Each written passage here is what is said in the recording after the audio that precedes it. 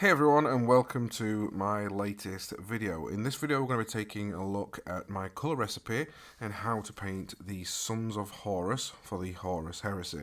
Now these are my favouriteest faction. If I were ever going to collect an army and do a full army, it'd probably be these guys. I've painted hundreds of them, tried loads of different colour schemes because there's always loads of different ones out there with different greens and stuff, but this is what I found works for me. This is the colours that I like and the ones that I think, you know, all round really represent what I see in the Sons of Horus. So to start with, obviously I've done a undercoat primer of scale 75 matte black. Now this is a super matte paint, like a primer, which causes a little bit of difficulty. However, it does keep everything a little bit more on the matte side when it comes to undercoating the spraying. Which you can see here, my first base coat is just to go over with Lupercal Green. Now Lupercal Green is quite a translucent paint, which obviously requires multiple layers to build up, especially with that matte undercoat. It requires like maybe, I think I did about 2 or 3 different like coats just to get it to where I wanted it to be. But what's nice about it is I can leave some of those shadow areas a little bit darker than what I wanted to. So yeah, we're just going to go around the miniature all the way around, don't leave anything too black, and just give it that Lupercal Green base coat.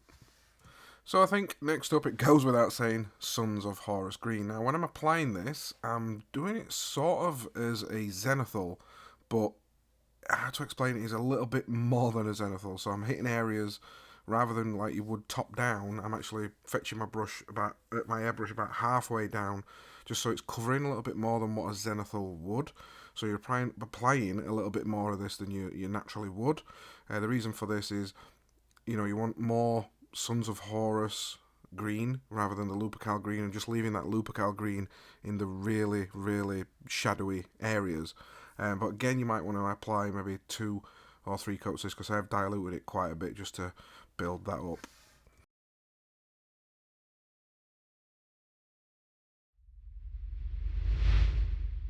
Next up, we're going to apply this next colour, which is an Army Painter Air Paint, which is Majestic Forest. Now this is like a really nice turquoisey, bluey green, which when you look at the artwork for the Sons of Horus, it's got this sort of colour in it. I have tried other ones before, but this one is my favourite because it's not as saturated, but I think I actually mix a little bit of this in with the Sons of Horus green. The reason for that is obviously I still want to keep that desaturated look. I don't want it to be too saturated in like a green colour. And again, we're just going to apply this like a top-down zenithal highlight. Now for the final highlight, all we're going to use is straight from the pot Sebrite Green. Obviously dilute it, don't just put this straight in your airbrush. But what we want to be doing with each highlight phase is just getting tighter and tighter on those highlights. As you can see here, I'm literally just spraying it on a little bit of backpack, its helmet and the shoulder blades, or you know, where the light would really be catching that miniature.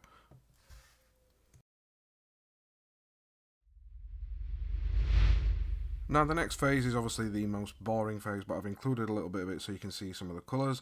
I'm just blacking out the areas that I want it to be black and just working my way around miniature, just base coating everything. For blacking out, I love to use the contrast paint Black Legion. It's not really a contrast paint, just literally it's like a nice thin black. Also going down and adding some decals. I'll just put one on shoulder blade here. If you want to see how I do this, I'll include a link to a video. And then for the metallic areas, it's just thrash metal. Again, by I think this is scale 75, just thrash metal, just base coating around everywhere that you want to go for. And then for the little studs on the shoulder is obviously I use brass scorpion. So if you wondered, for the base coating phase before we get into the true Grimdark, with the Grimdark it's all about getting your base coats down first, and then we can work on the miniature and detail it after the wash phase. And now comes the favourite Grimdark stage, which it's a wash I always use, which is MIG Dark Wash. And when I'm applying my enamels, I don't pre-mix them in a pot or anything, because I like to have a little bit of control. If you go too thick, you can just get your mineral spirits like here. I've gone a bit too thick on leg. I'll just dab it back in that mineral spirit and dilute it down, going it in all those crevices. But yeah, I love enamel washes because it really does, it dries quite chalky. And I know I'll go over this in all my videos, but if you've never used enamels, just get some and some mineral spirits and start using it. You'll be completely surprised. But basically, all we're doing before we get to the reductive stage is go around all your miniature, make it look dirty and grimy. Don't worry about it going on certain areas and stuff like that. It's completely fine. And one thing I always love to add is, when you're putting your initial base coats down, always aim slightly higher with your colour like slash highlights, because it's going to dull it down a little bit. So that's one little tip I could always give you when working with enamels or washers, is for the initial phase, always go slightly higher. For this, like a camera exposure, you go one stop above where you need to be, because then when you put your enamel on, it's going to fetch it back down to where it needs to be. Now for the reductive technique, obviously you want to be gentle at this phase, because we've not put like a varnish on or anything like that, but you're just going to get a cotton bud or your brush and just dip it in some clean mineral spirits and just start wiping away where you need it to be. What I tend to do is down towards bottom at legs and stuff, I'll leave it a little bit more streaky, or I might add little patches of dirt and stuff, and it just overall adds to that, grimdark aesthetic. That's a posh word, isn't it? But yeah, you just want to work your way around miniature. You might want to do this a couple of times depending on how much you want to dull it down, but just literally work your way around your miniature and clean the thing up. People can do pin washing and stuff like that, but I do prefer like an all-over wash of this, because it does leave, like you say, some of those patches and leave certain areas a little bit more chalkier than others, and just overall gives it that little bit more grimed up look. And once you've done your enamel wash, this is sort of what it looks like.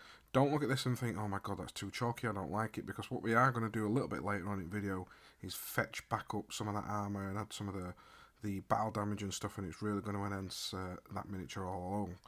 Now, I'm not going to spend too much time on this leather strap, because I want to do a separate video on leather in all, and you can use what... I'm not going to give you my colour recipe, because we're going to go into one on another video, but essentially you can use whatever browns you want. If you want it a bit more like an orangey brown, feel free.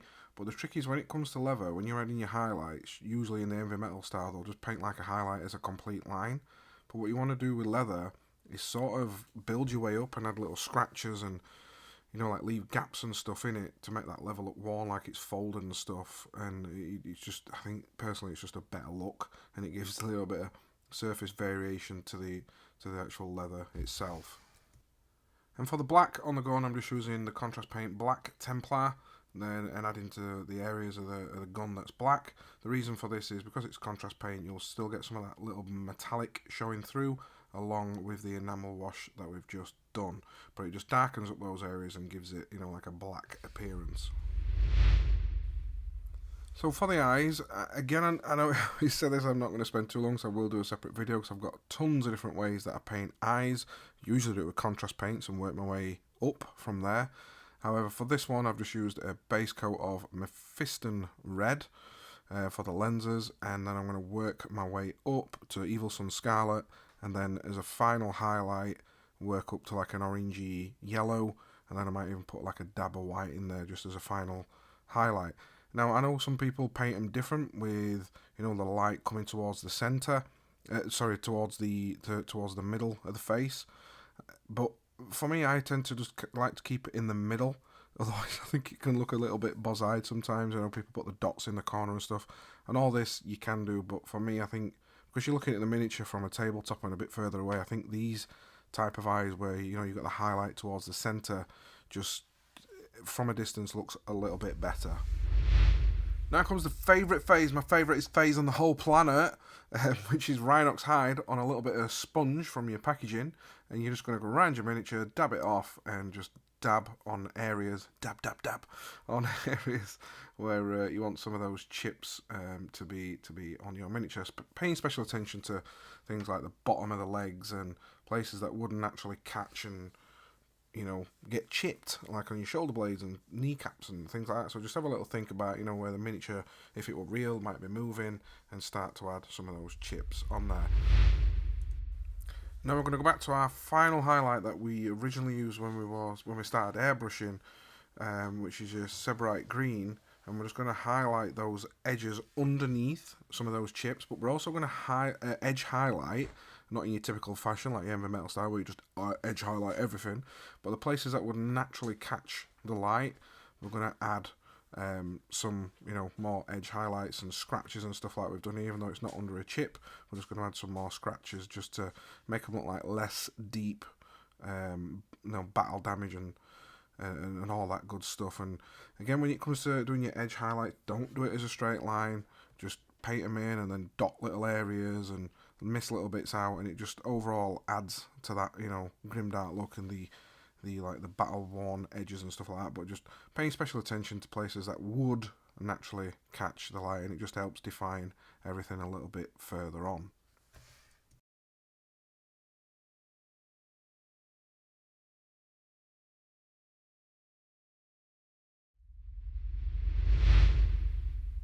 Now, if you do want to add a little bit more battle damage or worn look to your miniature, if you really want to enhance it, is add some rust here and there around the metals and stuff like that, and adding rust streaks.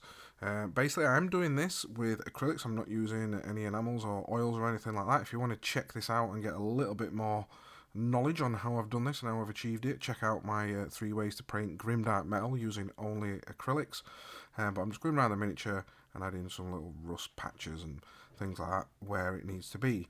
Also, a good idea if you want to really make your metal stand out a little bit as well is go back to your original thrash metal, and the same as what we've done with like the battle worn is adding little chips and scratches and edge highlighting here and there on your miniature, is go around and do that as well.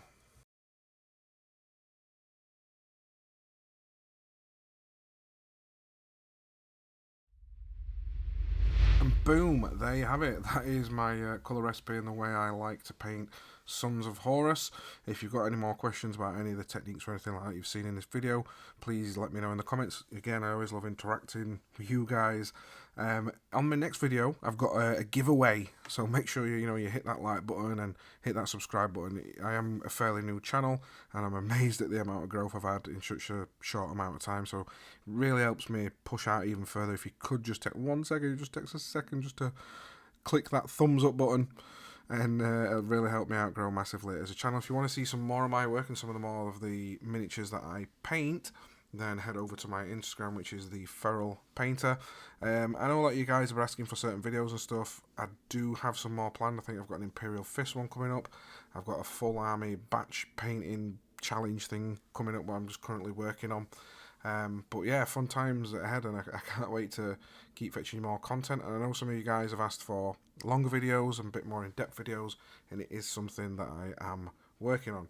So again, thanks for coming along. I hope you've found this video enjoyable and got something from it. And again, if you've got any questions, please let me know. But until next time, guys, I'll catch you in my next video. Cheers, bye bye.